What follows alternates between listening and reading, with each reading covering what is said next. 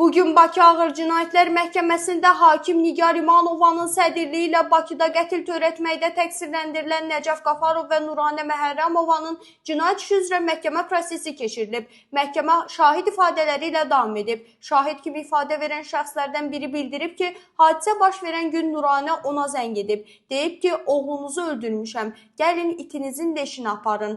Şahid Nuranəni çox davakar, həyadan uzaq qadın kimi xarakterizə edib. Növbəti proses martın 31-nə təyin olunub. Qeyd edək ki, hadisə 2025-ci il aprelin 22-sində Bakının Binəqədi rayonu Biləcəri qəsəbəsində baş verib. Qəsəbə sakini Ədil Məhərrəmovun qətlə yetirilməsi ilə bağlı hüquq mühafizə orqanlarına məlumat daxil olub. Belə ki, araşdırmalarla onun əvvəllər məhkum olunmuş 57 yaşlı qaynatası Nəcəf Qafarov tərəfindən qətlə yetirildiyi məlum olub. Nəcəf Qafarov şübhəli şəxs qismində saxlanılaraq istintaqa təhvil verilib. Daha sonra isə onun qızı və qətlə yetirilən Ədil Məhərrəmovun həyat yoldaşı Nuranə Məhərrəmova da hadisə ilə bağlı ittiham olunaraq istintaqa cəlb olunub. Hər iki şəxs barəsində Cinayət Məcəlləsinin müvafiq maddəsi ilə cinayət işi açılaraq barələrində həbs qətimkan tədbiri seçilib.